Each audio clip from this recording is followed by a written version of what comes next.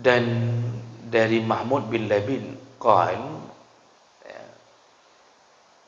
Rasulullah berkata, irka'u hataini raka'atin fi buyutikum.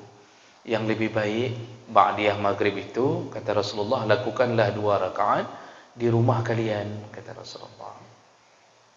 Jadi sebenarnya semua salat sunnah itu di rumah, seperti yang pernah kita jelaskan. Qabliyah dan ba'diyah itu sebenarnya lebih bagus di rumah. Jangan jadikan dia saksi. Artinya kesaksiannya ditolak, diragu-ragukan, biasanya tidak amanah. Bapak Ibu, orang yang enggak salat itu biasanya memang tidak amanah.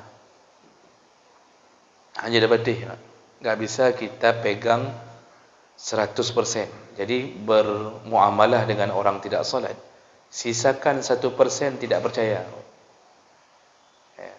Kalau kita punya teman tidak salat, sisakan 1% untuk tidak percaya penuh. Assalamualaikum warahmatullahi wabarakatuh. Banyak sekali pertanyaan jamaah, Ustadz kasih kami channel untuk kajian anak-anak muda. Di antara anak muda berasal dari Aceh, luar biasa, channelnya Maulizul Akbar Nak. Tonton, subscribe, like, share, komen. Assalamualaikum warahmatullahi wabarakatuh.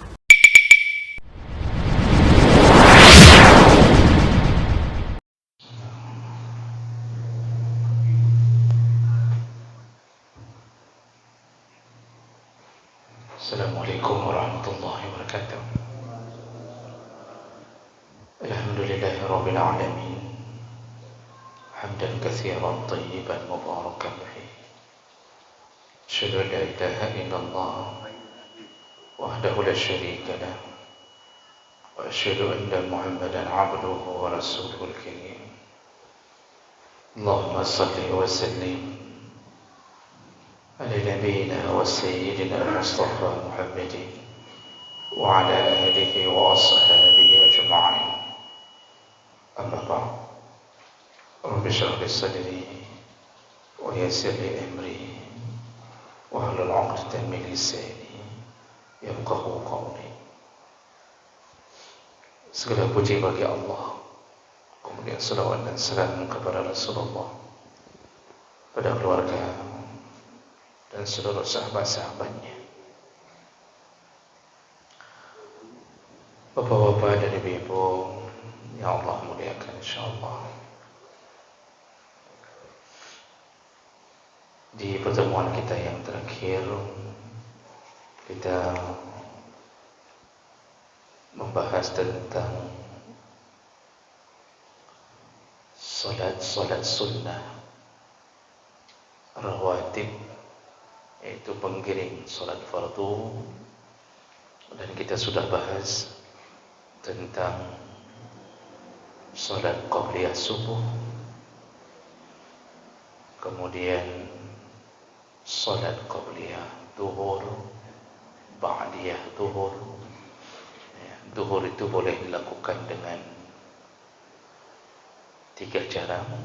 Boleh 2 rakaat sebelum zuhur, lalu 2 rakaat sesudah zuhur. Cara kedua, 2 rakaat sebelum zuhur, 4 rakaat sesudah zuhur.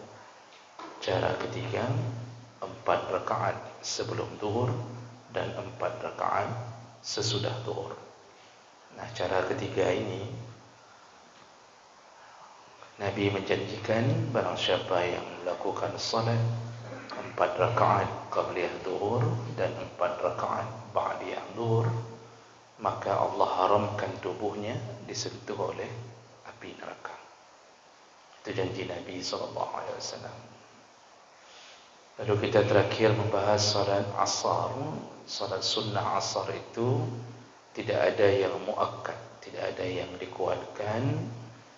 Namun walaupun begitu, dalil yang umum menyatakan di antara setiap ada azan dan iqamah, maka di antaranya ada salat sunnah.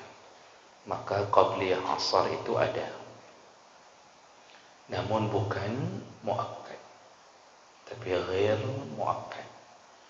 Ba'diyah asar tidak ada, karena dari asar sampai maghrib sampai menjelang maghrib itu tidak ada salat sunnah kecuali yang muncul karena sebab.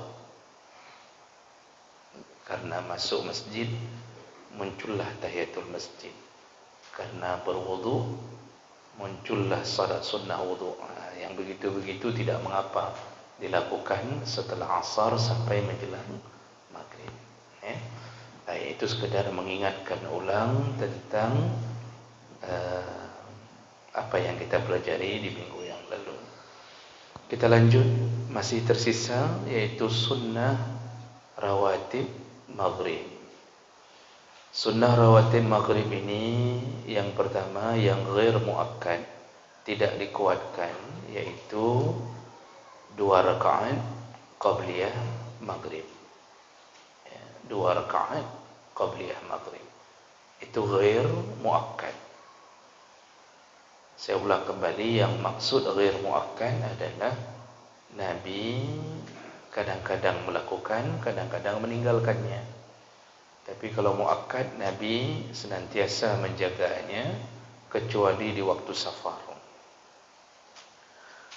Maka 2 rakaat qabliyah maghrib itu hukumnya sunnah, tetapi bukan yang muakkad.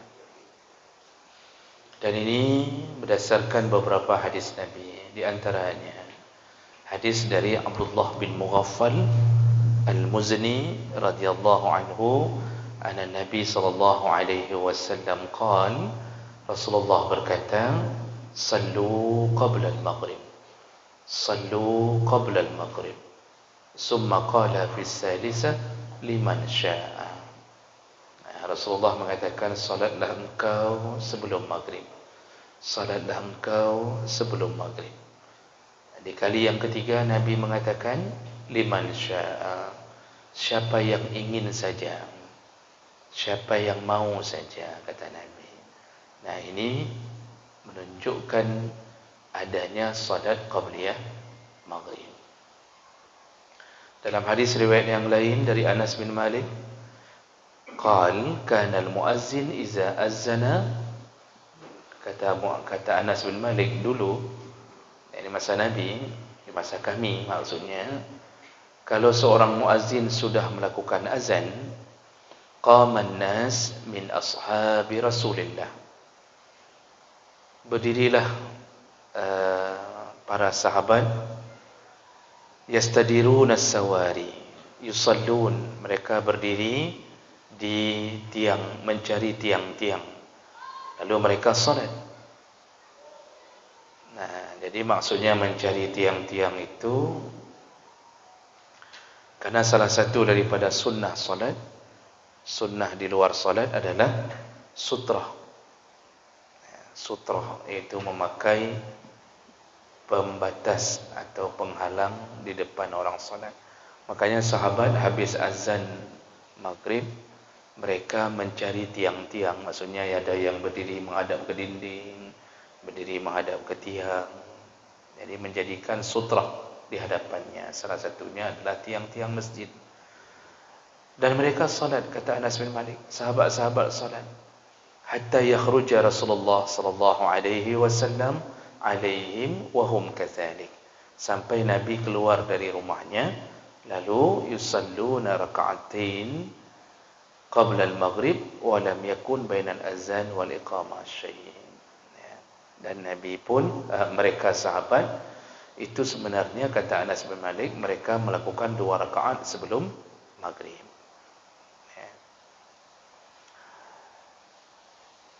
Baik. Berikutnya juga ada hadis dari Abdullah bin Mughaffal juga, kata Rasulullah, baina kulli azanain salat, di antara setiap 2 azan ada salat. Maksudnya 2 azan iaitu azan dan iqamah. Dalam hadis yang lain Abdullah bin Zubair juga mengatakan, qala Rasulullah sallallahu alaihi wasallam, ma min salatin mafruḍah illa wa baina yadayha raka'atain.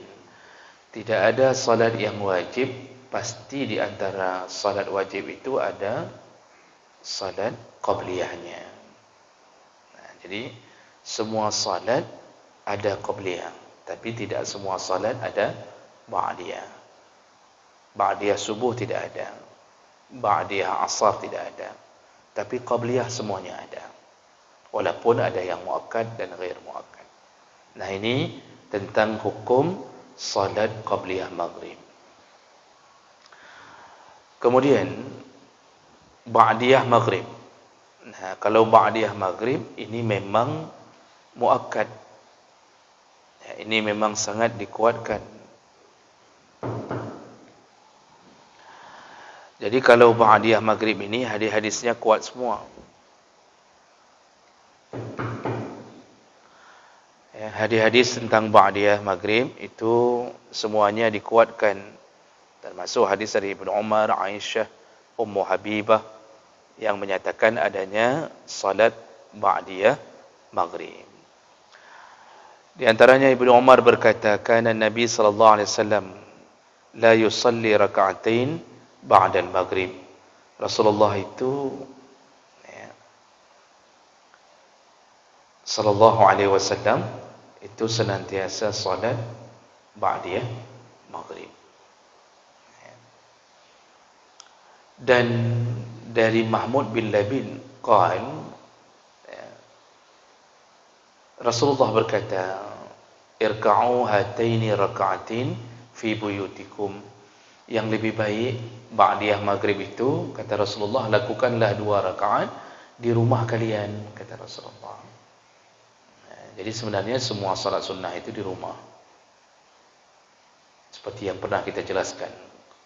Qabliyah dan ba'diyah itu sebenarnya lebih bagus di rumah. Namun kondisi kita tentu berbeda. Kadang-kadang kalau di rumah kita enggak sanggup melakukannya. Ada yang kalau disuruh pulang ba'diyah maghrib, seandainya dia pulang, yakin dia tidak balik lagi. Dan sudah pasti tidak ikut pengajian. Mau ke mana? Balik. Ngapain? Kata Nabi, solat maghrib ba'diyahnya di rumah. Ke di rumah dia sampai subuh di rumah dia. Itu enggak balik lagi itu. Makanya kondisi-kondisi itu perlu dipertimbangkan. Kalau memang kita lebih baik dan yakin bisa istiqamah di masjid, ya lakukanlah di masjid. Karena memang beda suasana masjid dengan rumah. Banyak orang tidak mampu melakukan qabliyah dan ba'diyah kalau di rumah. Tapi kalau di masjid dia mampu. Dia mampu melakukannya. Itu lihat saja situasi. Tapi yang maksudnya suruhan Nabi pertama tetap di rumah. Lalu ba'diyah maghrib itu diajarkan oleh Nabi. Ada yang dibaca oleh Nabi untuk melakukan ba'diyah maghrib. Berdasarkan dari hadis dari Ibnu Mas'ud. Rasulullah sallallahu alaihi wasallam diceritakan oleh Ibnu Mas'ud, "Ma ahsa ma sami'tu Rasulullah sallallahu alaihi wasallam yaqra'u fi rak'atin ba'da al-maghrib wa fi rak'atin qabla al-fajr qul ya ayyuhal kafirun wa qul huwallahu ahad." Aku senantiasa mendengarkan Nabi sallallahu alaihi wasallam kalau beliau salat ba'dal maghrib, ba'diyah maghrib, dan salat qabliyah subuh, beliau senantiasa membaca rakaat pertama qul ya ayyuhal kafirun, rakaat kedua qul huwallahu ahad. Hadis hasan riwayat Tirmizi dan Ibnu Majah dan yang lain-lain. Dan ini menunjukkan adanya kesunahan ba'diyah maghrib itu cukup membaca Al-Kafirun dan Al-Ikhlas. Namun bukan bermakna terbatas hanya itu, boleh membaca apa saja, tapi kebiasaan Nabi membaca itu. Sama seperti qabliyah subuh. Kebiasaan Nabi membaca rakaat pertama qul ya ayyuhal kafirun, rakaat kedua qul huwallahu ahad. Baik, itu masalah maghrib. Kemudian sunnatul isya. Isya ada qabliyah, ada ba'diyah. Qabliyah isya itu ghair muakkad. Artinya sunnah berpahala, tetapi tidak termasuk yang muakkad. Sedangkan ba'diyahnya itu muakkad. Ba'diyah Isya muakkad. Dan itu berdasarkan hadis-hadis yang kita dengarkan di awal pembicaraan kita tentang salat-salat sunnah. Di antaranya hadis dari Ummu Habibah, juga hadis yang diriwayatkan dari beberapa dalil yang banyak tentang adanya qabliyah Isya dan adanya ba'diyah Isya. Dan paket yang disebutkan Nabi akan mendapatkan rumah di surga juga termasuklah rakaatain ba'dal Isya, 2 rakaat setelah Isya. Jadi yang muakkadnya 2 rakaat setelah Isya. Baik, itu semua adalah salat-salat tentang sunnah rawatib. Tidak dilakukan dengan cara berjamaah, dilakukan sendiri-sendiri. Berikutnya kita masuk ke salat yang lain. Salat sunnah yang lain berikutnya adalah yaitu salat sunnatul witri, salat sunnah witir. Apa itu salat witir? Secara bahasa witrun itu artinya ganjil. Al-adad al-fardi, yaitu bilangan ganjil. Itu arti witrun. 1, 3, 5, 7, 9 dan seterusnya. Rasulullah menyebutkan innallaha witrun wa yuhibbul witra. Allah itu witir, Allah itu ganjil, dan Allah suka yang ganjil.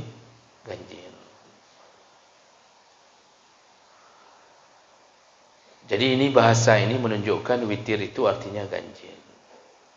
Nah, sedangkan dalam pandangan syariat yang disebut dengan salat witir yaitu salat tuf'alu ma baina salatil isya wa tulu'ul fajr wa takhtimu biha salatul lail, yaitu salat yang dilakukan di antara salat isya sampai terbitnya fajar, artinya sampai datangnya salat subuh dengan jumlah yang ganjil.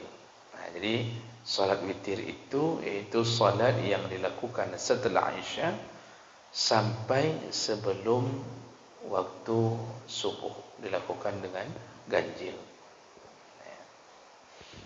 Nah, apa hukum salat witir? Sebagai pengetahuan kita, bagi yang belum pernah mendengarnya, bahawa salat witir itu hukumnya khilaf di antara para ulama. Yang pertama, menurut mazhab Hanafi, salat witir itu wajib. Menurut mazhab Hanafi, salat witir itu wajib, bukan sunnah. Mazhab jumhur ulama selain mazhab Hanafi semuanya mengatakan sunnah. Jadi ada 2 pandangan. Namun di sisi ini tentu mazhab Hanafi atau Imam Hanafi sendiri mengatakan wajib karena beliau berijtihad di atas dalil. Walaupun tidak ada yang kemudian ulama yang mendukung pernyataan beliau. Maksudnya enggak ada yang menjadi pendukung pernyataan atau ijtihadnya Imam Hanafi yang mengatakan salat witir itu wajib. Walaupun begitu, kita tetap tidak bisa mengatakan Imam Hanafi ini sesat. Ini namanya khilafiyah, Pak. Kesesatan itu tidak bisa diberikan kepada hal yang sifatnya khilaf. Itu ijtihad saja yang berbeda. Kenapa Imam Hanafi berani mengatakan salat witir itu wajib? Karena ada dalil-dalil yang beliau pegang. Walaupun mungkin di sisi mazhab yang lain, dalil itu lain maknanya. Itu yang menyebabkan salah satu terjadi perbedaan pandangan, yaitu berbeda mendapatkan dan memahami dalil.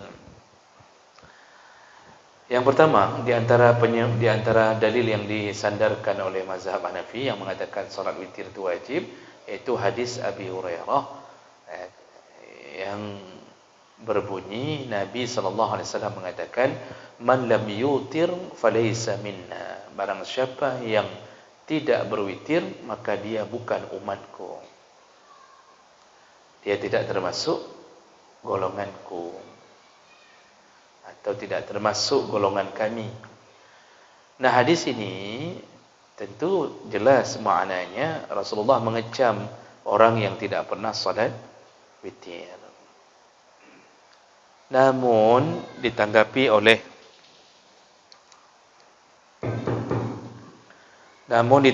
oleh ulama-ulama mazhab yang lain bahawa hadis tadi itu derajatnya dhaif. Itu hadis lemah. Kemudian juga ada hadis dari Abi Ayyub Al-Ansari. Rasulullah berkata, al-witru ahaqqun faman ahabba yutir falyutira bi khamsin falyaf'al, wa man ahabba yutir bi salasin falyaf'al, wa man ahabba yutir bi wahida falyaf'al. Jadi hadis dari Abu Ayyub mengatakan, Rasulullah mengatakan bahawa al-witru haqqun, witir itu adalah sebuah hak. Hak di sini artinya kewajiban. Witir itu wajib. Barang siapa yang ingin melakukan 5 rakaat, maka lakukanlah. Barang siapa yang ingin melakukan 3 rakaat, lakukanlah. Barang siapa yang ingin melakukan 1 rakaat, lakukanlah.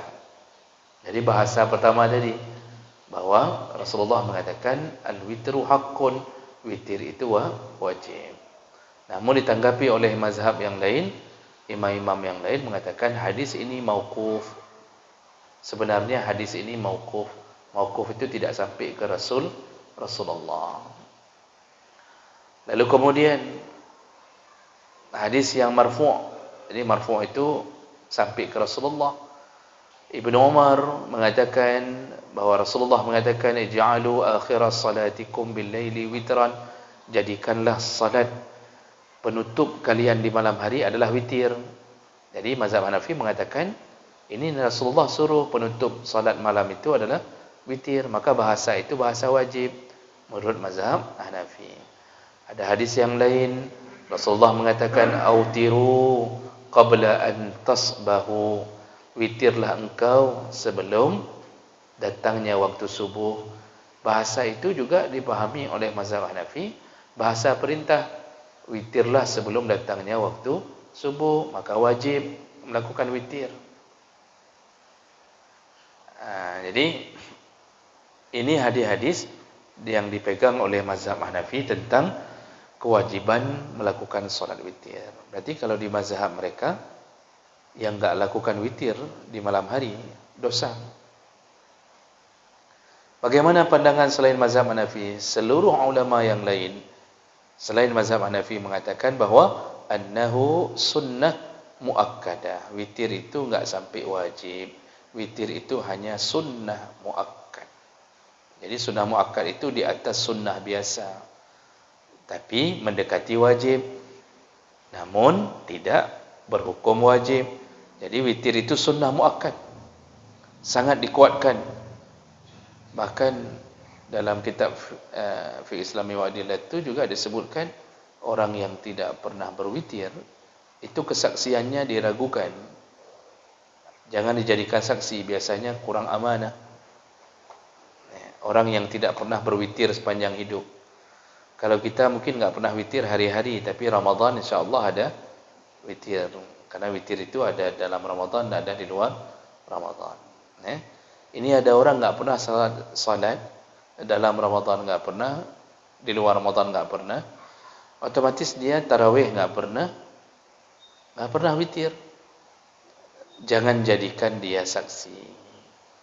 Artinya kesaksiannya ditolak, diragu-ragukan, biasanya tidak amanah. Bapak Ibu, orang yang enggak salat itu biasanya memang tidak amanah. Hanya dapat enggak bisa kita pegang 100%. Jadi bermuamalah dengan orang tidak salat, sisakan 1% tidak percaya. Kalau kita punya teman tidak salat, sisakan 1% untuk tidak percaya penuh. Karena biasanya orang enggak salat itu tidak bisa mencegah keji dan mungkarnya.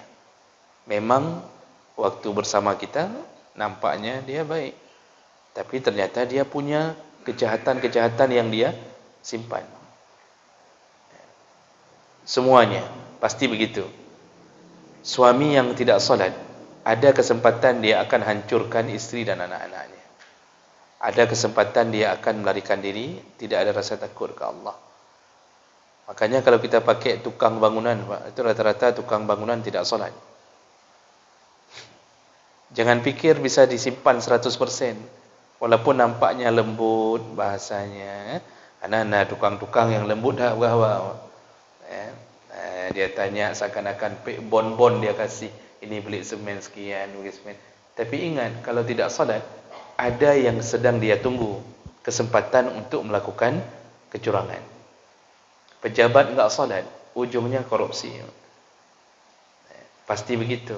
Makanya hati-hati sama orang-orang yang meninggalkan kewajibannya. Nah, salat witir ini dalam pandangan jumhur ulama selain Hanafi dia sunnah muakkad, dan ini didukung oleh banyak hadis-hadis yang lain. Di antaranya, tidak ada salat yang wajib kecuali yang 5 waktu berdasarkan hadis Nabi dari Talhah bin Ubaidillah. Ketika datang seorang laki-laki, ja'a rajulun yas'alun Nabi sallallahu alaihi wasallam, faqala, Nabi berkata, 5 salawatin fil yaumi wa lailah.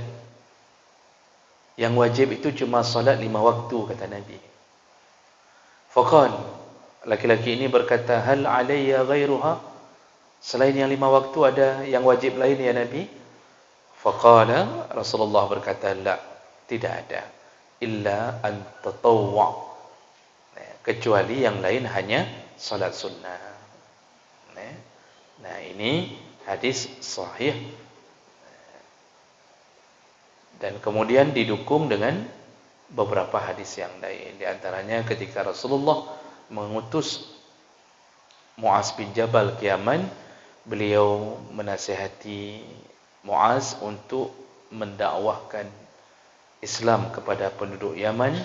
Kemudian Rasulullah berkata, fa akhbirhum anna Allah qad farada 'alaihim 5 salawatin fil yaumihim wa lailatihim. Kasih tahu penduduk Yaman, wahai Mu'az, kasih tahu penduduk Yaman bahawa salat yang wajib itu yaitu hanya 5 waktu di siang dan malam.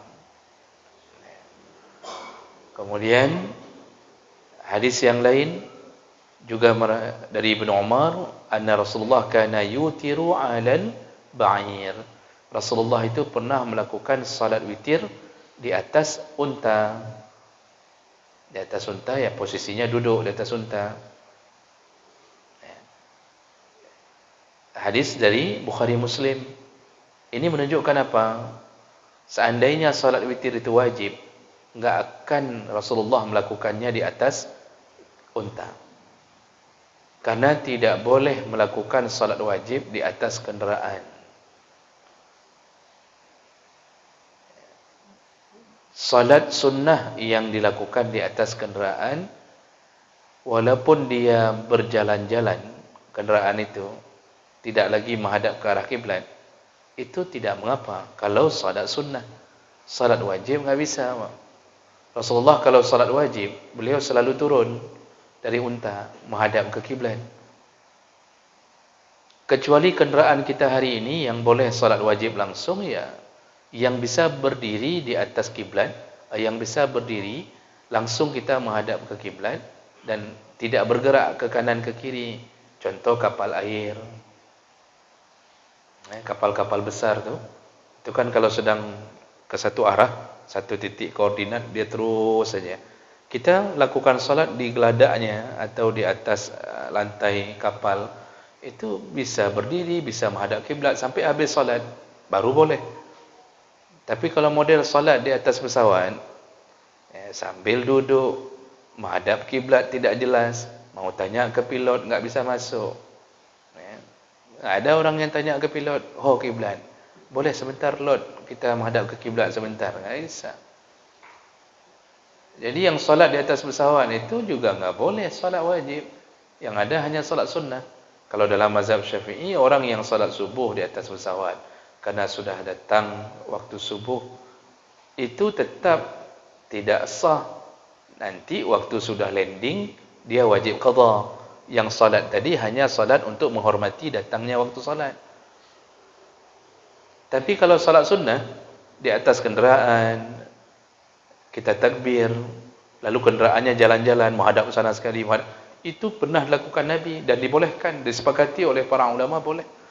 Makanya seandainya witir itu wajib, enggak mungkin Nabi pernah melakukannya di atas unta, karena Nabi enggak pernah melakukan salat wajib di atas unta. Nah, ini keterangan hadis Bukhari Muslim. Lalu kemudian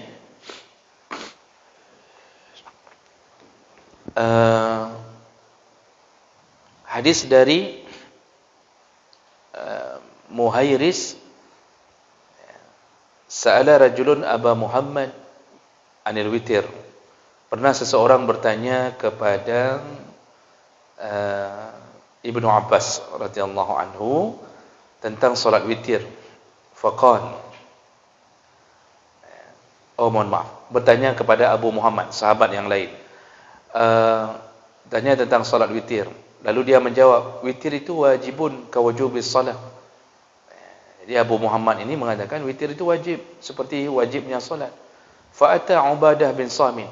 Lalu datanglah Ubadah bin Samit, iaitu sahabat lain yang lebih dekat dengan Nabi. Fazakara zalika lahu. Diceritakanlah jawaban Abu Muhammad kepada Ubadah bin Samit. Faqal, kazaba Abu Muhammad. Itu Abu Muhammad berbohong. Kata Ubadah bin Samit, Abu Muhammad itu berbohong. Sami'tu Rasulullah yaqul, aku pernah mendengar Rasulullah berkata bahwa khamsu salawatin iftaradahunna Allah ala ibadih. Yang wajib itu hanya salat 5 waktu, yaitu salat fardu kepada hamba. Selain daripada itu semuanya sunnah. Baik, itu tentang hukum salat witir. Jadi mana yang lebih kuat Bapak Ibu? Yaitu salat witir itu hukumnya sunnah muakkad, bukan wajib. Sunnah muakkad itu berarti diminta untuk dilakukan, bukan diminta untuk ditinggalkan. Karena ada orang cara berfikir begini, begitu mendengarkan, jadi hukum salat witir itu apa? Sunnah muakkad. Oh sunnah. Begitu dengar oh sunnah, habis hajuinan. Berarti maksud dia sunnah itu berarti kan enggak wajib. Ya sudah, berarti enggak pernah lakukan. Itu cara berfikir orang. Berarti kalau sunnah itu kalau dilakukan berpahala, enggak dilakukan tidak berdosa. Selesai di situ cara berfikirnya. Enggak pernah salat witir sama sekali. Karena sunnah. Ba'u sunnah pun. Tapi pada perbuatan makruh, berbeda cara berfikirnya. Begitu disebutkan, apa hukum rokok? Makruh. Oh makruh. Berarti kalau makruh, kalau dilakukan tidak berdosa, ditinggalkan berpahala. Dia enggak penting pahala, yang penting tidak berdosanya yang penting. Menyoyang sunnah pun berpahala, enggak mau dia yang berpahala, yang penting enggak berdosa. Itu kalau sunnah. Kalau bahasa makruh kan disebutkan kalau ditinggalkan berpahala, enggak penting berpahala, yang penting tidak berdosa. Akibatnya apa? Oh berarti anak pupu, kan yang penting anak desya. Masalah pahala ya amal biasanya. Begitu-begitu cara berpikirnya. Maka perbuatan makruh dia lanjutkan, perbuatan sunnah dia tinggalkan. Begitulah cara orang dibisikkan oleh syaitan meninggalkan yang sunnah, lalu dia memperbanyak yang makruh. Padahal makruh itu kalau dilakukan berulang-ulang, itu bisa naik derajatnya menjadi haram. Orang alim itu haram dia tinggalkan, makruh dia hindari. Orang yang sebenarnya alim, yang haram dia tinggalkan, yang makruh dihindari. Yang ciri-ciri kealiman di antara banyak ciri. Jadi dia dengar yang haram, rasa takutnya kepada Allah, langsung tinggalkan. Begitu dia dengar yang makruh, dia hindari. Ini enggak, diterobosnya yang makruh. Malah kasih contoh ke umat. Jo contoh ke rumah ana pupu makruhnya sagai takat aju binai. Ini contohnya teruk gedanya kat tak akun ulama. Ini aneh sekali kita cara menilai keilmuan seseorang ini begini, yang penting asal kabut pada betul yang langsung aja, enggak ada penilaian lain, filternya bolong. Padahal lihat, sepakat para ulama mengatakan bahawa miknya kontak-kontak tapi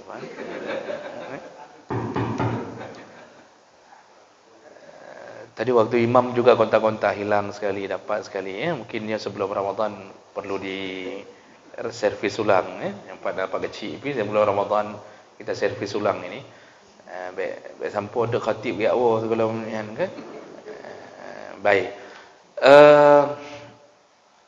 okey baik kedua perlu nak pegang garang-garang miknya kan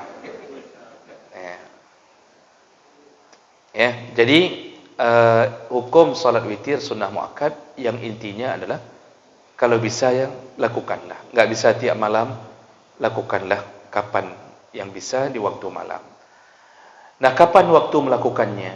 Melakukannya itu ma baina salatil isya ila tulu'il fajr. Yaitu di antara salat isya dan sebelum fajar, sebelum subuh. Itu waktu boleh witir. Jadi habis salat isya sampai sebelum datangnya waktu subuh.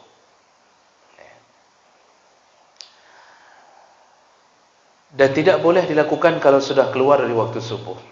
Walaupun ada khilaf yang mengatakan yang penting sebelum salat subuh. Jadi bagi orang yang terlambat salat subuhnya sampai keluar waktu misal, yang penting sebelum dia salat subuh masih boleh witir. Tapi pernyataan ini tidak dikuatkan oleh banyak ulama. Jadi yang lebih kuat itu adalah sebelum masuknya azan subuh. Sebelum datang azan subuh masih boleh melakukan witir. Kemudian waktu terbaik yaitu wal afdal ayyakuna fi sulus al-akhir min al-lail. Waktu witir terbaik adalah di sepertiga malam. Selesai salat tahajud. Itu waktu terbaik. Tapi bukan bermakna enggak boleh salat witir setelah Isya.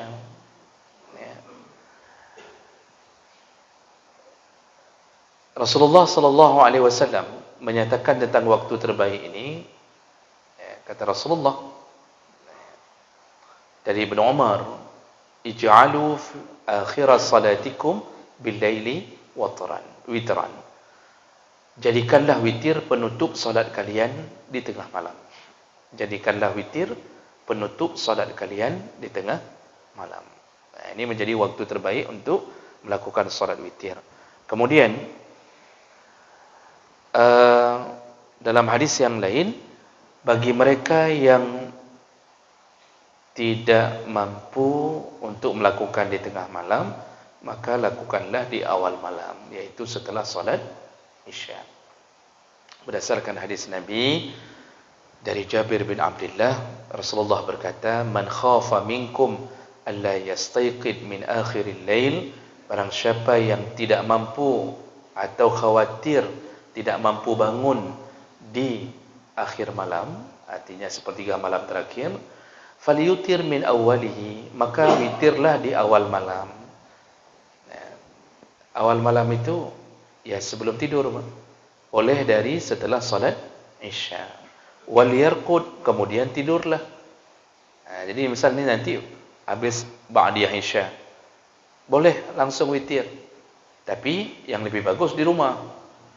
Karena witir itu tetap semua sunnah itu di rumah. Cuma kalau kira-kira sampai ke rumah enggak witir-witir, ya lakukan di masjid. Kata Nabi, yang khawatir tidak mampu bangun tengah malam, lakukanlah di awal malam, lalu tidurlah. Wa man tama'a minkum ayastayqid min akhiril lail, tapi barang siapa yang yakin dan terbiasa bangun di tengah malam, falyutir min akhirih, paling bagus witirlah setelah salat malam. Fa inna salata akhiril laili mahdhurah fadzalika afdal. Karena salat di akhir malam itu disaksikan oleh malaikat. Dan itulah waktu terbaik, kata Nabi. Dan ini pernah ditanyakan Nabi kepada Abu Bakar dan Umar. Hadis dari Abi Qatadah, anna Nabi sallallahu alaihi wasallam qala li Abu Bakrin. Rasulullah pernah bertanya kepada Abu Bakar, "Mata tutir?" Abu Bakar, kapan kamu melakukan witir? Yang biasa kamu lakukan witir fajar. Qala utiru summa anam. Ya Rasulullah, aku witir lebih dahulu baru aku tidur. Jadi Abu Bakar itu kebiasaannya witir sebelum tidur. Nanti setelah salat Isya sampai sebelum waktu tidur beliau witir. Faqala li Umar, lalu Rasulullah berkata kepada Umar, "Mata tutir?" Kamu Umar, kapan kamu biasanya witir? Qala, kemudian Umar menjawab, "Anamu summa utir." Aku tidur dulu ya Rasulullah, di tengah malam baru aku witir. Faqala li Abi Bakrin, lalu Rasulullah berkata kepada Abu Bakar, akhasta bil hazmi awil wasiqah. Engkau wahai Abu Bakar, engkau adalah orang yang waspada atau hati-hati. Maksudnya daripada nanti enggak terbangun, engkau langsung mengambilnya di awal malam. Wa qala li Umar, lalu beliau berkata kepada Umar, akhasta bil quwwah. Sedangkan engkau wahai Umar, engkau orang yang kuat sekali menjaga sunnah ini. Maksudnya Umar selalu berusaha bangun tengah malam. Jadi Abu Bakar kebiasaan witir di awal malam, Umar kebiasaan witir setelah salat. Bukan bermakna Abu Bakar enggak salat tahajud. Iman terkuat itu Abu Bakar. Surga itu yang paling dirindukan setelah Rasulullah, Abu Bakar. Ini maksudnya Abu Bakar takut enggak bisa bangun. Takut-takut terlewat, dia witir dulu. Umar langsung yakin, ini pasti bangun, insyaallah bangun. Akhirnya dia enggak witir dulu. Jadi dua-duanya punya posisi melakukan witir di waktu yang berbeda, dan dua-duanya dipuji oleh Nabi sallallahu alaihi wasallam. Makanya kita pilih Abu Bakar atau Umar. Saya yakin dua-duanya enggak dipilih. Itu yang jadi masalah, Pak. Ironin ikut Abu Bakar apa ikut Umar? Oh, mendung yang ka sangka Abu Bakar ke Umar. Antum tu sembahyang witir. Itu yang jangan. Nah, jadi kalau kita enggak yakin, kita model PNS yang lelah-lelah nih, yang kira-kira pulang kantor maghrib, tak sanggup Pak bangun malam, maka lakukanlah setelah Isya, pulang langsung lakukan witir. Nanti jumlah rakaat boleh 1, 3, 5, 7 dan 9, terakhir 11 rakaat paling banyak. Itu nanti kita jelaskan berdasarkan dalil-dalil. Nah, sedangkan kita yang mungkin sudah pensiun, bisa cepat tidur, itu tidurlah dulu. Ambillah yang punya Umar, gaya Umar. Tidur dulu, habis Isya tidur, kemudian nanti bangun jam 3, salatlah witir. Jadi dua-duanya dibolehkan. Namun kalau ditanya, mana yang paling afdal? Yang lebih afdal adalah yang di akhir malam. Abu Bakar melakukan juga tahajud di akhir malam. Namun beliau khawatir, takut-takut enggak bisa bangun, maka beliau waspada dengan itu. Jangan sampai tertinggal witir. Baik, saya berhenti dulu di sini, Pak. Ini masih panjang pembahasan witir, tentang apakah boleh lagi solat sunnah setelah witir, jumlah witir, boleh 1, boleh 3, yang 3 kayak mana cara lakukannya, yang 5, yang 7 banyak. Supaya mendawadawi wate Ramadan nanti.